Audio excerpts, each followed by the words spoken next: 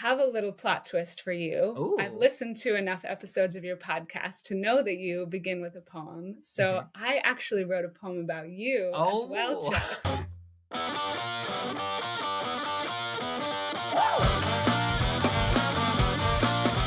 Greetings, humans. Chuck Copenspire here. Welcome to the 14th episode of the Anti-Professional Podcast, where today I am speaking with Abi Mallick, aka the Existential Coach, about life, love, parenting, coaching, and therapy. We are going to be talking about the nuances of these industries, as well as capitalism and white supremacy. So it gets a little spicy, and we have a great time. If you'd like to learn more about me and my work, you can always visit Magical Weirdo Chuck on literally any social media platform. And without further ado, let's get into the podcast. All right. Greetings, humans, and welcome to the 14th episode of the Anti Professional Podcast, where I'm here with therapist and coach Abi Mallick, where we will be talking about play, professionalism, and all kinds of other stuff. As is tradition, I will be opening with a poem that I wrote for Abi 5 minutes ago, and it goes like this. Existential coach, playful spirit, joy and abundance, let's let them hear it.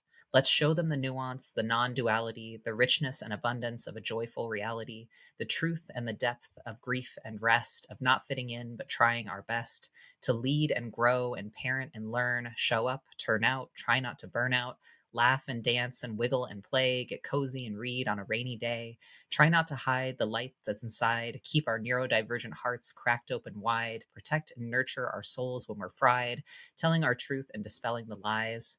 Whew, that sounds like a lot. But if there's one thing this podcast it's boring. So Abi, thank you for being here with me. Let's show these folks what it means to be free, what it means to be joyful, and what it means to rest, break down the walls, and go on a quest for truth. Abi, I welcome you to the show. Wow, thank you. Thank you so much. That was that was beautiful and very exciting and kind of encapsulates a lot of things that I love to talk about in my podcast. Uh-huh. I mean, in my not in my podcast, in my coaching, the things that I love to talk about in my coaching. So Yeah, I thank feel you. Thank you for that beautiful poetic introduction. You're welcome. Yeah, thank you for inspiring it. I think your content always reminds me that it's okay to slow down and just get in touch with the moment through light play, and I think that's a shockingly radical concept these days. So thank you for bringing that to the table for all of us. Play is a hugely important part of healing and recovery and growth. We think of healing, trauma healing or recovering from these limiting beliefs that we learned in childhood as like this difficult, intense work, and there's lots of crying. And yes, that is absolutely true. There's lots of crying and coaching and therapy, and I love that. But also, there's lots of play. Play is healing, and you know, getting in touch with your childhood self and the things that you had to get rid of because of peer pressure or professionalism Hmm. is hugely healing. I fully agree with you, and I feel like you almost half answered this question, but I have to ask you, who are you and what do you stand for?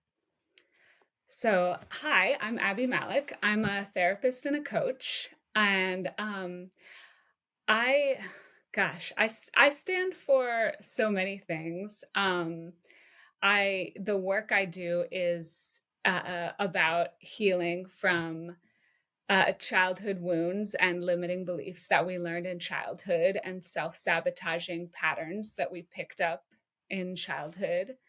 Um, and but the, you know, there's and I love my work. It really lights me up, but there's so many things that I stand for outside of my work, like just being a full human being and enjoying my life and having a variety of things going on in my life that bring me joy. Yeah, and letting that sort of fullness of exploration be part of it, I think, is an important part of being human. That sometimes we can reduce ourselves to just our job, and I'm glad that you're bringing that to the It conversation too. is so common. Yes, yes. Actually, before we go into any further Uh questions, huh. I have a little plot twist for you. I've Ooh. listened to enough episodes of your podcast to know that you begin with a poem. So Mhm. I actually wrote a poem about you as well, Oh. Chuck. Whoa, okay. I'm ready for this. I have written you a traditional Elizabethan sonnet, Oh, and I will read it to you now. thank you. Shall I compare thee, Chuck, to anyone I've ever met before? I think I can't.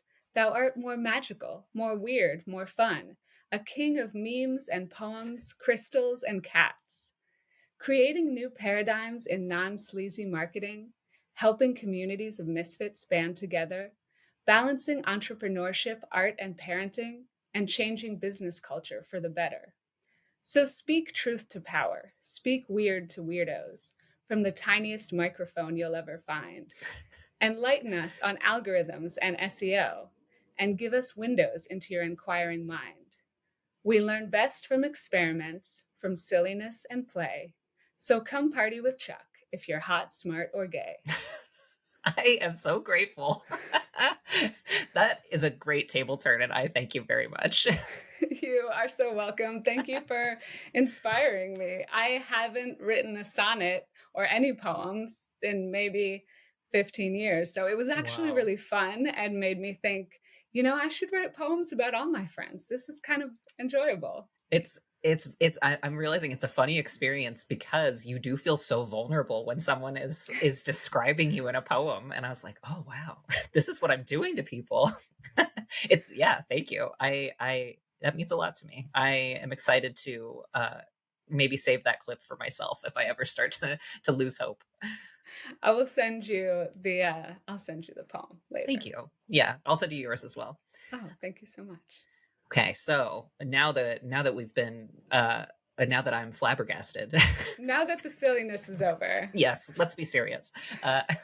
Uh, so the first question that I tend to ask folks is, what has been your experience with the concept of professionalism, and what's your orientation to it now?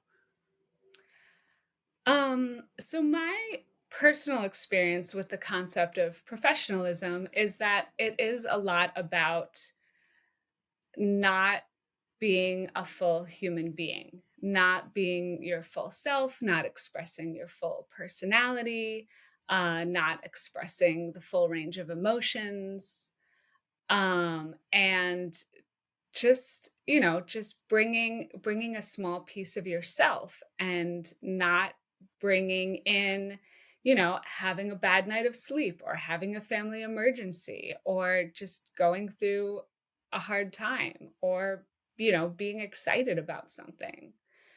um and I wanted to, something that I've have also read about is Tema Okun's description of white supremacy culture, which I found incredibly helpful. She has these characteristics of white supremacy culture, and Mm, I encourage everyone to look this up, and I can send you the link so you can add it to the show notes. yeah, But I'd love to. you can find it on whitesupremacyculture.info. But basically, Tema Okun has outlined these characteristics of white supremacy culture that show up in our work and our lives. So some of them are perfectionism, either or thinking, fear of open conflict. So basically, again, that's like not really saying what you mean, but Hmm. dancing around a subject to avoid conflict. Also things like individualism and a sense of urgency, and believing that progress only looks like things getting bigger or having more of something, Hmm. instead of progress looking like um, being happier or having more balance in your life, right? Or retaining employees, things like that.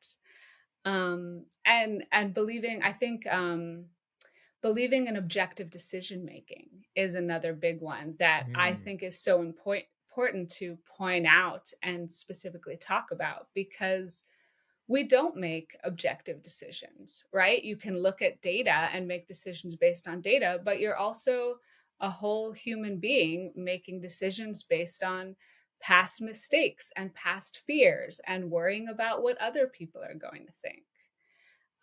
So we have idea that when you're in a professional setting, you're being objective. But Mm, personally, I don't believe that objectivity is ever truly exists. And I don't believe it's something we should strive for. mhm. Like, yes, look at data, but also understand that you're a human being making decisions from a human viewpoint. Yeah, I think that's a really good point that, we do think of businesses as purely analytical space, but we are like squishy, melted, we're humans, we have all this complexity and these background tasks and these desires and fears that are really driving us. And I think if we're not reckoning with those at all, then they can really run the show. Absolutely. And we're even seeing this with AI and with algorithms that are built by humans is that when humans create algorithms, we think that those algorithms are completely objective. But if they're based on our thoughts and our human-made data, they're going to have human human flaws. They're going to Mhm. have flaws in the data based on the info that was put into them. Yeah, they've been showing that ChatGPT has like bias, even medical bias. And it's like, well, that's because human beings have bias and medical bias. And its entire data pool to draw from is human thought and human, writings, Exactly. Exactly. Absolutely. which I think is interesting because then if the AI is identifying the collective bias, then we almost can't vilify it because it's just sort of like an indicator that pops up that we can address instead of being like, oh, so and so's a bad guy because he has medical bias. It's just like culturally we have medical bias. So what are we going to do about it? Yeah, absolutely. Yeah, I think And that. one of the ways you address medical bias is by addressing some of these other aspects of white supremacy culture, like either or thinking and Mhm. perfectionism, like understanding that you have to have a growth mindset and you just have to acknowledge, yes, I'm a person with biases and I have to continue learning about other cultures and about things that will help me to reduce my bias, but I will always have that. And something else that caught my ear was you mentioned a sense of urgency being a part of that, like that flawed thinking. And it makes me think of a post I saw a while ago about the pace of childhood and how we don't Mm, allow children to operate at the pace of childhood. It's like, hurry up, go, go, go. Like we gotta, and it's made me really stop and think about when I rush my daughter out the door and when I need her to do this so fast. And it's like, well, she's still learning to put on her shoes, And so I mhm. need to budget that cushion for her to learn to put on her shoes, even though she's really slow. And so it makes me think about how not only does this affect our professionalism, but it also affects our parenting. Oh, yes. Yes, absolutely. That sense of urgency, it affects how, how people think about companies and what companies should look like, but it also affects, our everyday life, how we think about chores, how we think about relationships, that Mm, relationships are supposed to progress a certain way, that children are supposed to progress a certain way. Yeah, absolutely. When it comes to parenting, I think my daughter's a few months behind yours, age-wise, but I've noticed since I've become a parent that we put so much emphasis on these milestones. When do they get their first tooth? When do they walk? When do they learn to read? And those milestones, sometimes yes, they can give you important data if a kid is way behind on milestones, but it's really not that important to push kids or encourage kids to reach this goal. It's more important to, let them explore and play and enjoy that pace of childhood. right. And even like have room for their creativity and their unique thought. And I think like children, I'm sure we're gonna get into this, whether it's through play or just the way that their minds haven't been like chopped off yet on the sides. Like she does have all these wild ideas and like really fun creative concepts. And she's my daughter is now becoming an original songwriter, and her songs are very interesting and weird. And I was like, this is great. Like, just keep doing this. And I think when you have that spaciousness, there's room to goof off and come up with some weird ideas. Where if you're always on the go, if she was signed up for like 8 after school programs, it's like, when would we ever have a moment to just make up a silly song? Yes, absolutely.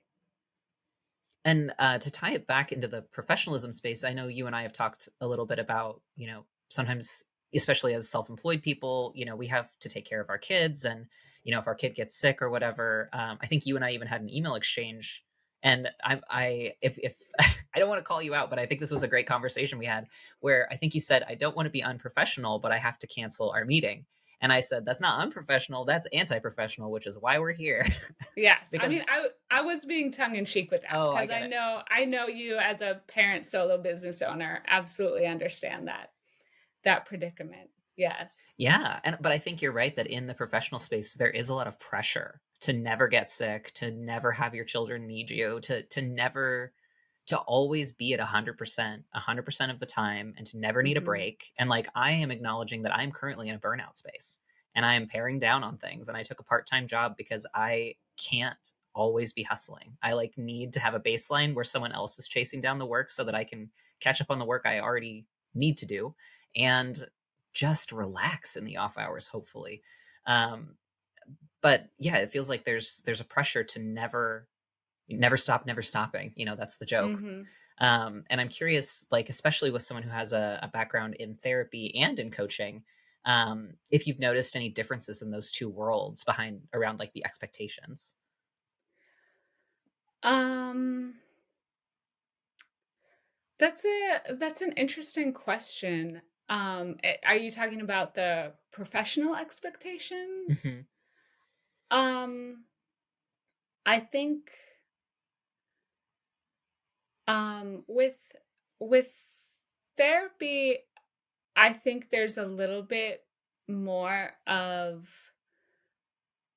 um trying not, not trying not to talk about yourself as a business person. Hmm. Um yeah, I'm not totally sure what to think of this question, and I don't have any great answers for you. But I think in coaching there's more of a norm of acknowledging that yes, you do have to hustle for clients.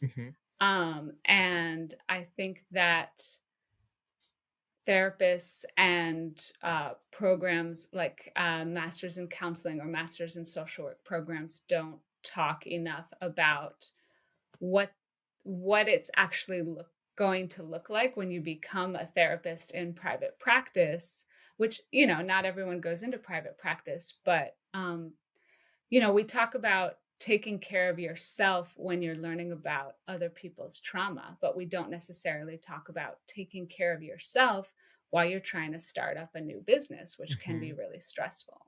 So I think, yeah, in the coaching world, there's more of a norm of like, let's talk about how to be better coaches and also talk about how to be better business people. And I would imagine, or at least from an as an outsider, I see a lot of coaches being like, "Look, here's the truth. Like, I get tired." But I feel like in the therapy profession, I don't see a lot of vulnerability in that same way, or at least not from therapists that I've interacted with. Although I suppose social media is kind of a special landscape for that, where especially depending on what kind of modalities you're teaching as a therapist, you might be radically transparent.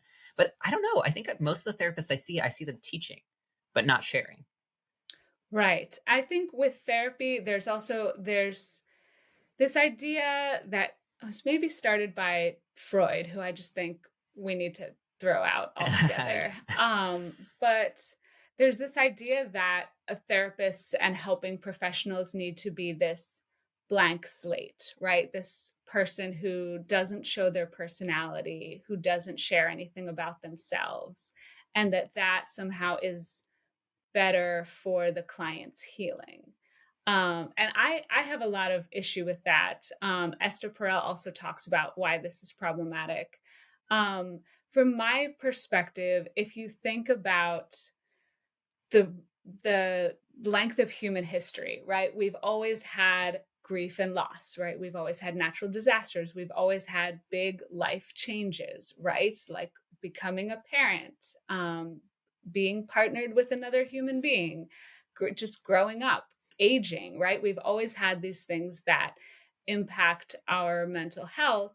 And the person who you would go to for most of human history to talk about how can I take care of myself? How can I deal with this grief that I'm going through or this trauma that happened to me?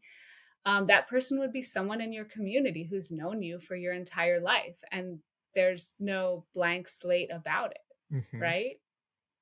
Um, so I think this idea that a therapist or a coach or a healer needs to be a blank slate is I think it can be harmful, and I think it is starting to change. You have more and more research which, seems pretty obvious to me that when you're right, if you're queer and you have a queer therapist or coach, or you are neurodivergent and have a neurodivergent therapist or coach, or you are in alcohol recovery, eating disorder recovery, that someone who has been through those same experiences will be more helpful in your healing. And if they share some of their own experiences, that can be helpful in your healing.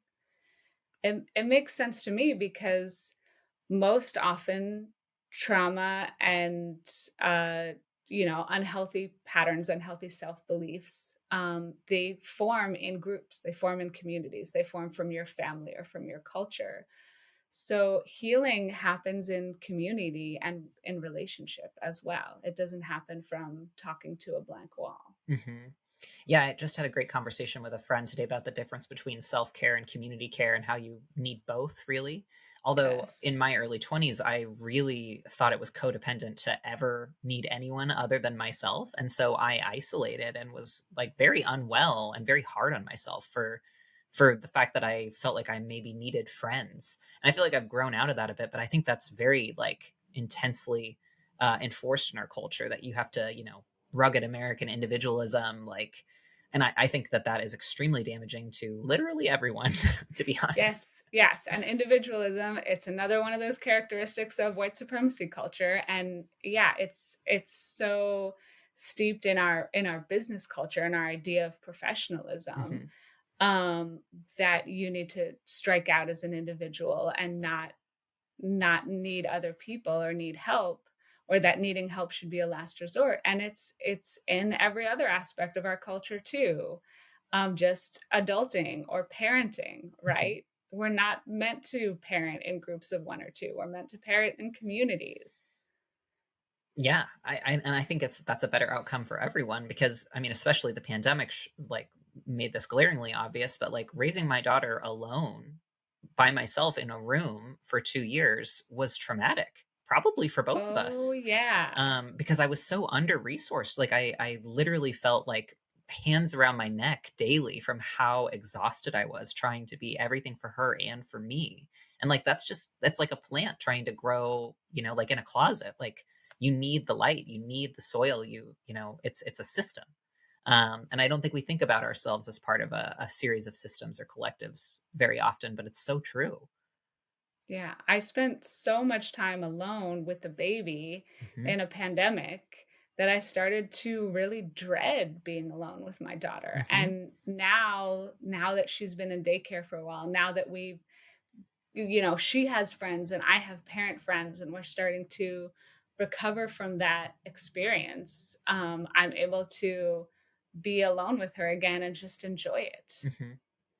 But Yeah. it's been a process. It was a traumatic experience. Yeah, I feel like a lot of us are going to be healing from that for a long time. Especially, I would say the parents, because there was just a lot to hold, and just like you said, like we were so fully disconnected from community and that the village concept that I think is a really crucial part of even being a mammal. Oh, yes. Oh, yes. So one question I wanted to ask you before I forget about the coaching and therapy paradigm is I think you're a rare person to ask this question because when I was more of a relationship coach, a lot of people asked me, what's the difference between you and a therapist? And I know the answer, but I'm curious to hear you put it into words for people who might not know the difference between coaching and therapy.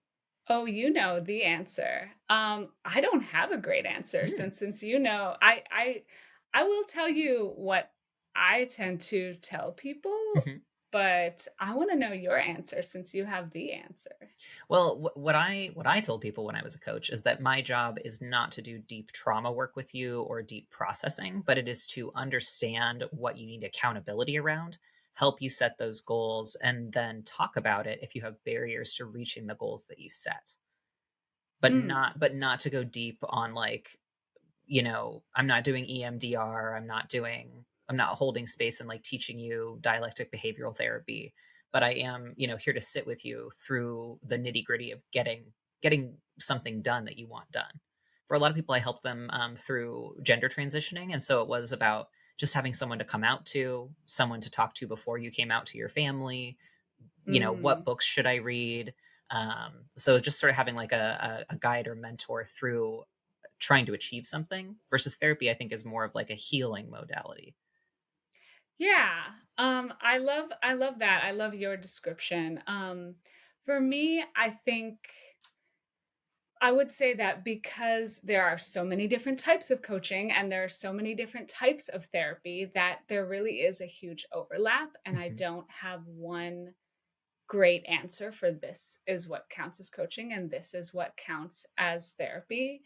For me, in the way I differentiate it in my work is that coaching is short term, highly focused on one specific issue. So, generally, the issues I work with folks on in coaching would be um, people pleasing, anxiety, low self confidence, other types of limiting beliefs, procrastination, perfectionism, those types of self sabotaging behaviors. And we'll pick one issue and really deeply focus on it for 5 sessions. And I will teach you some tools that then you can continue working on your own. But it is healing work, and we do go pretty deep into your childhood and how those limiting beliefs formed or how those self-sabotaging patterns formed. So with therapy, it's more long term and it's less focused. And again, mhm, and it is still going deep and talking about your childhood and talking about your current life. But it's not as focused on one specific issue. It's more about processing big things and mhm. processing your life as a whole. That makes sense. Yeah, like the lens being more focused in coaching on a specific outcome. Yeah, that tracks for me. Yeah, but I took a class in grad school that was solution focused brief therapy, Hmm.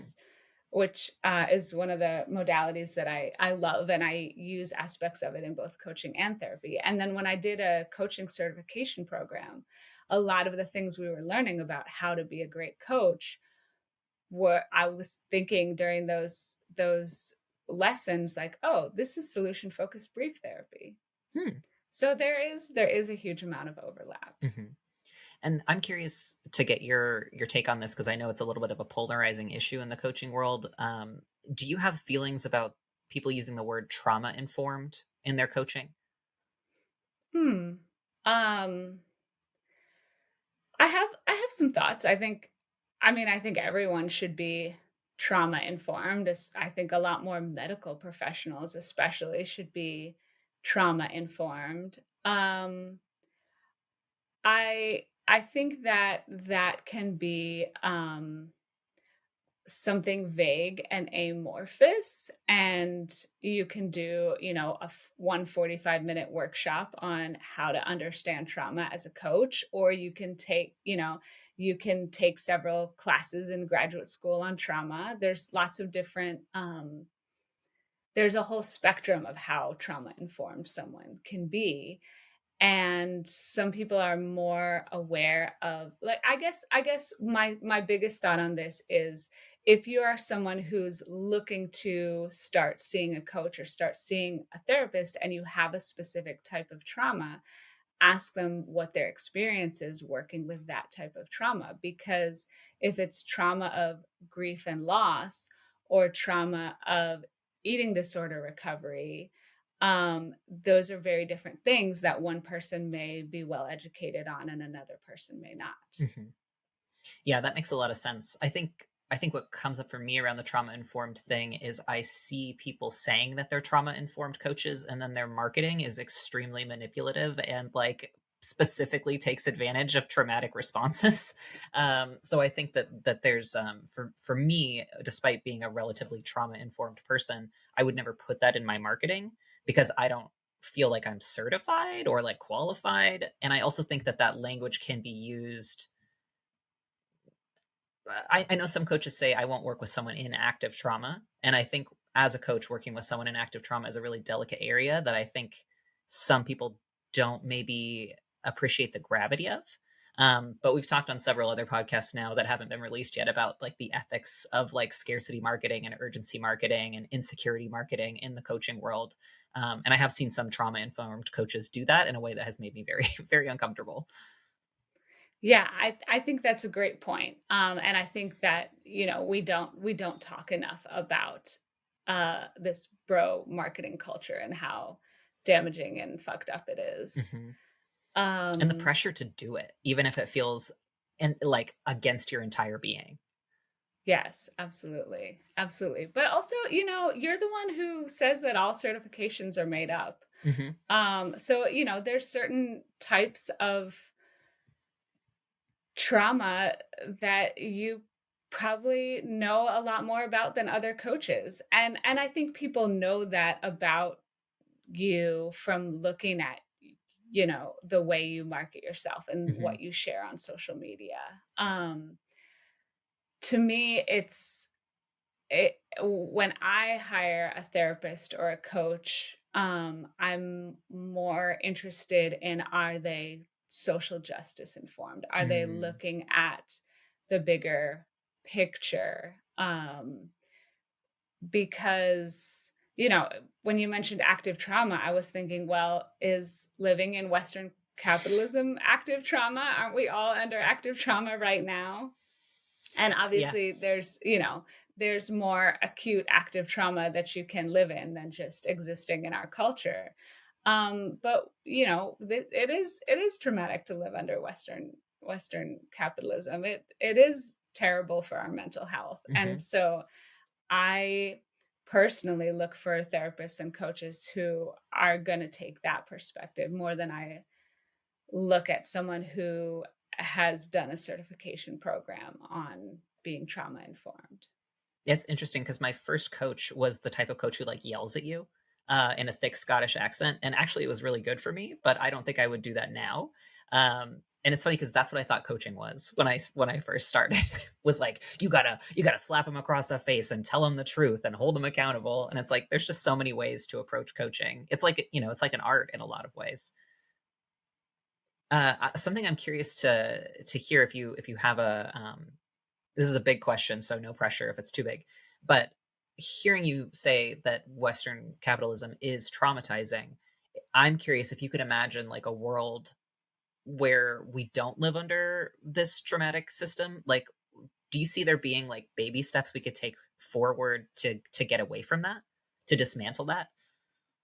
Um, one of the things that I see as an issue with the concept of professionalism and with the culture that we live in, as I mentioned before, is that we're expected to not be whole human beings at work.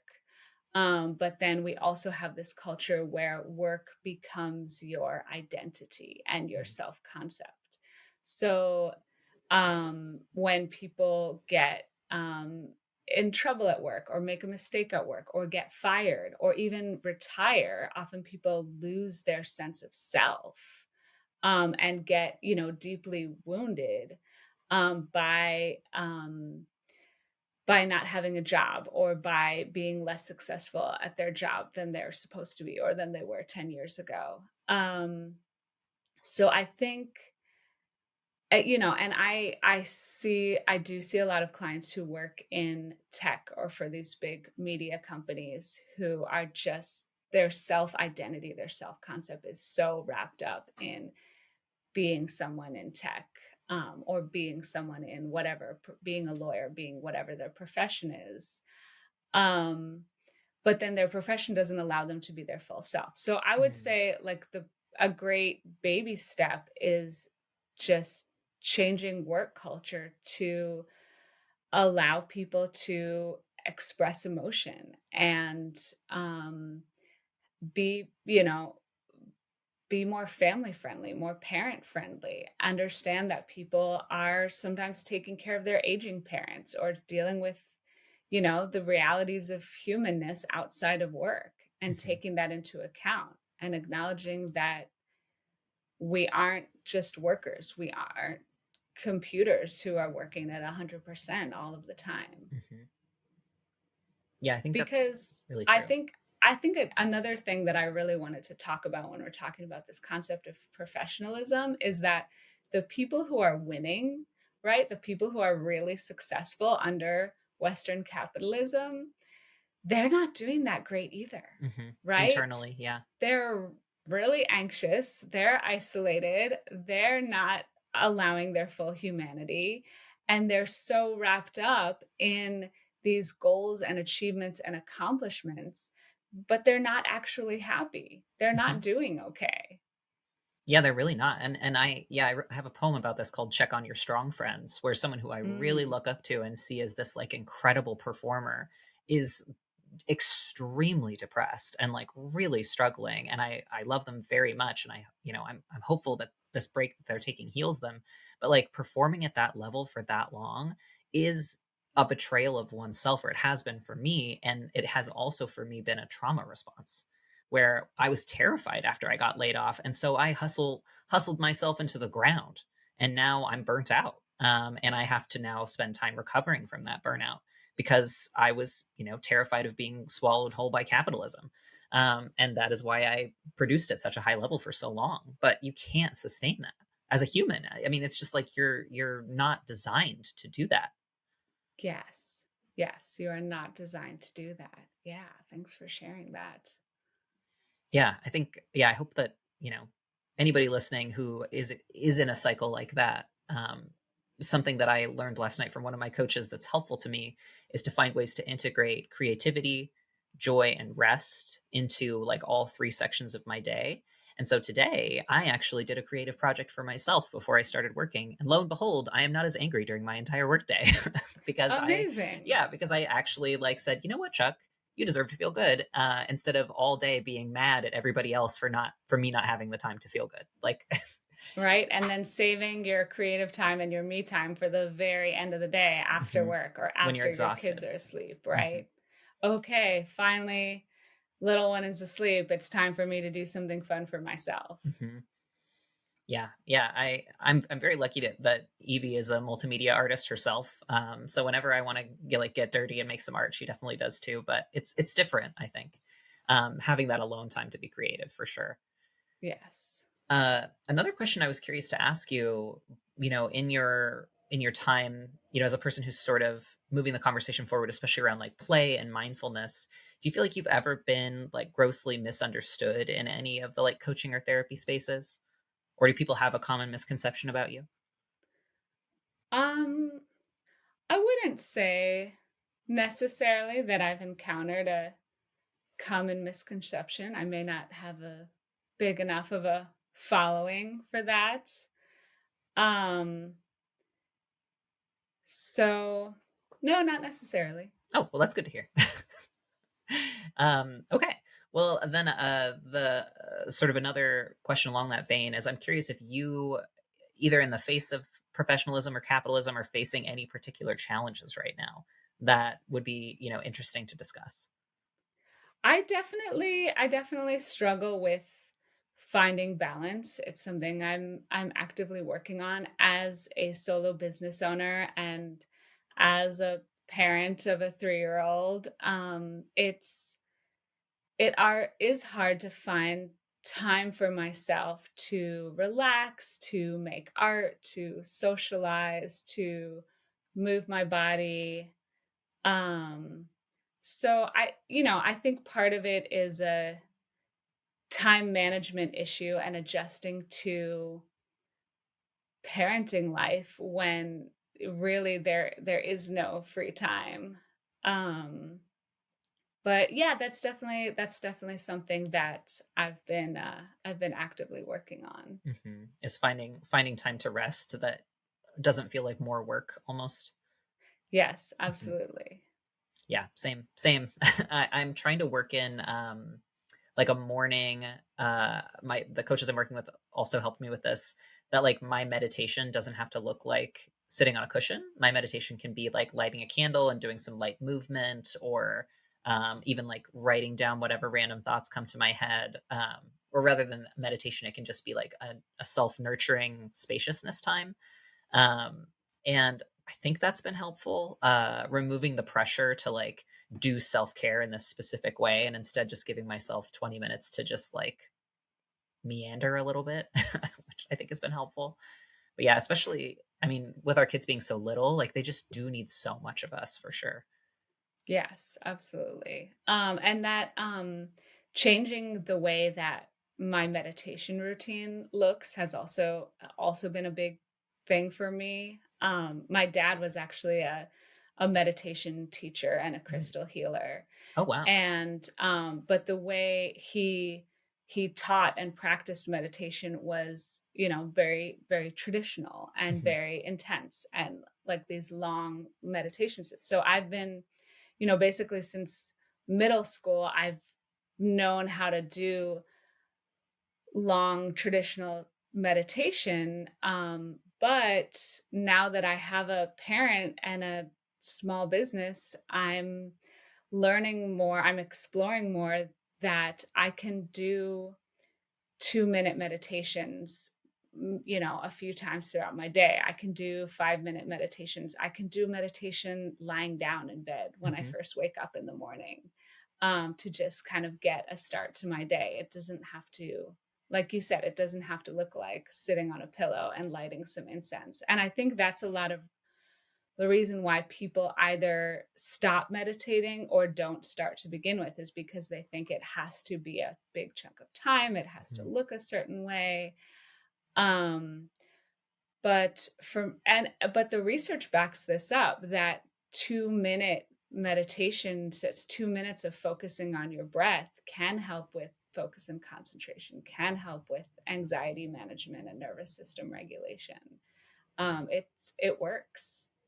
And I'm curious. I feel like you might have even made a post about this, but I learned a couple years back that folks with ADHD don't get the same benefits out of sitting meditation as they do out of other forms of meditation. And I'm curious if you've run into that. Hmm. I haven't I haven't read that specifically. I do have ADHD and I work with a lot of folks who have ADHD. So I've just sort of found and explored some different ADHD hacks for meditation, I guess you could say. Yeah, and I think part of that is understanding that there's some trial and error, and there's different things that work for different people, right? You can do 2 minutes several times a day, or you can do a walking meditation, Hmm. right? Or you can just do different kinds of mindfulness, and not meditation, Hmm. right? I do a coffee mindfulness. I wake up early before my daughter wakes up so I can drink coffee in peace and quiet and just really focus on, right, the warmth of the mug and the feeling of that hot drink and that quiet space in the morning. Hmm. And this is another thing where people get into definitions of like, oh, well, this is what mindfulness is and this is what meditation is. And I've seen definitions, and if you really love separating those and having different definitions for them, that's fine. But I personally say that meditation is a type of mindfulness, and a lot of what we call mindfulness practices are different types of meditations. Hmm. Yeah, and I would say for myself, giving myself permission to find what intuitively is restorative to me for finding my calm and finding my breath and my flow. Like for me, I have a movement based system that includes visualizations that just sort of came to me one day that I've been doing for years. And it involves like clearing myself as a channel, opening each specific portal, and having that sequence that I always do allows me to get into that meditative state. But I tried Zen as hard as I could for years. Like at 5 a.m., I would go to the temple and sit, and I would just be squirming inside and writhing and feeling like a failure. And I just really wasn't getting a lot out of that. And I felt like it was a me problem, but I think it was just a context problem where I need to wiggle in order to feel safe. Even if I'm, in a meditative space, I think being able to shift a little bit is part of what my body needs, and that is actually okay. But, in my 20s, it was hard to tell myself that anything about me was okay. So I think that was part of it. Yeah, absolutely, and I'm so glad you've done that experimentation and exploring and tried different things, I there's a meditation that I do in a lot of my live workshops that's called a wiggly meditation. That's just something I made up, but I love it, and I've been meaning to do a recording of it so I can share it on the internet as well. But I've gotten less and less traditional in my meditations because my dad did Tibetan Buddhist meditation, and I've Mhm. also studied Zen Buddhist meditation, and I've learned and gained a lot from studying both of those practices. But for me, I just want to do my own thing and figure out what works for me and figure out, okay, what kind of mood am I in? Am I in a zen mood? Am I in a guided meditation mood or Mm. a silent meditation mood? Or do I just want to focus on my breath right now? Or do I just want to Mhm. focus on my cup of coffee right now? Yeah, and letting all of those be okay, and almost, having that menu to choose from, where it's like, I don't have to do the exact same style every single day for this to be valid. Hmm. Yep, going back to characteristics of white supremacy culture, one of them is believing that there's only one right way, Mhm. right? And also that either or thinking. You're either good at meditating or you're bad. You're either doing it the right way or you're not. Mhm. When really it's more about experimentation and figuring out what feels right in your body. Yeah, I think that's very true. Um, so I'm noticing a question on my question list I'm curious to ask you about. And again, this is another one. It's okay if you don't have an answer to it, but I'm curious if you have any hot takes in your field of either therapy or coaching that would be fun to discuss. I mean, I think one of my biggest hot takes is that blank slate is a terrible idea. Hmm. And that we need to be humans interacting with other humans. Um, let's see. I think so. Something that I think is really big and important about therapy that just a lot of people don't know from a client perspective is that you can and should shop around for a therapist. Mm. There's many different modalities of therapy, some of which are better for different problems or better for different people. Um, and there's just, therapists are also human beings who all have their different styles. And you can ask therapists for maybe a free shorter session or a half off session so that you can talk to three or four different therapists multiple times and figure out, okay, which one is the one that works for me and makes sense for me, because Hmm. you're not going to get the same experience from two different therapists, and it really is a big part of your life. It's a big investment in money and time, Hmm. and I just want to shout from the rooftops, like, shop around. It's okay. There's no one size fits all therapy. Yeah, I think that's really true. And as a person who's probably had like 25 therapists, I probably had like three that I really clicked with, and I Mhm. think it's tough, partly because there's such a scarcity of therapists that if you even get one appointment, you're like, oh my God. Like, but I think in some ways it's even harder than dating to find a good therapist, because you do Oh, have to, yeah. I mean, I guess sometimes you have to pay for a first date, like the dinner and stuff, but even those introductory sessions can sometimes be so expensive. Where you're just like, wow, I just paid $200 to recite my trauma to a person that I know I don't want to work with. So it's like such a vulnerable thing. But I would agree with you that if it doesn't feel like the right relationship, that's okay. Like it's Mhm. okay to break up with your therapist. It's okay to be complete with a therapist.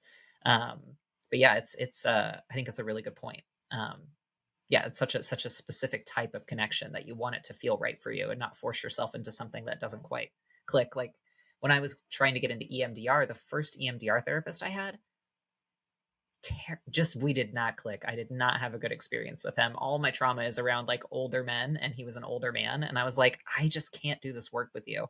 And I didn't, and it was great. I found a much better EMDR practitioner, and it helped a lot. Good. Yeah, great. That's amazing.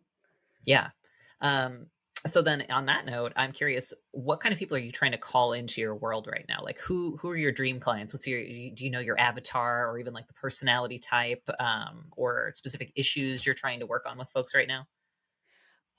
So I've spent a lot of time really honing in on this question, and who do I love to work with? Who do I just get so excited about working with? And one thing I'm really trying to do right now, because I used to have coaching packages that were 8 to 12 sessions, but now I've shortened that to 5 coaching sessions. That's my only coaching package right now, and I really love it because I've taken the most powerful parts of my 8 to 12 session package and just put was like, "Okay, what can I do that's gonna make the most powerful impact, but have it be more affordable, more accessible in terms of time?" So I wouldn't wanna make it any shorter than 5 sessions, at least not right now. But and also because it's shorter, I'm putting more emphasis on teaching folks coaching tools that they can then use on their own. Mhm. So I'm really excited right now about my new, improved, shorter, more accessible, more affordable coaching package. So basically, because it's short, it's highly focused. You pick one specific issue, like people pleasing, anxiety, perfectionism, procrastination, low self confidence, and we just really hone in on where did that issue come from, what makes it better or worse, and we look at it not just analytically, not just using the prefrontal cortex, that thinking, analyzing part of your brain, but using the rest of your brain, the 95% of your brain that's unconscious, which is where your emotions come from, which is where your core beliefs about the world and about yourself that formed in childhood come from. Um, so my ideal client right now is people who have, tried self-help books, tried different things, tried analyzing the daylights out of their problems, but they've just been using analysis, just that Mhm. prefrontal cortex, and not getting to the heart of the matter, which is those unconscious beliefs in the rest of your brain.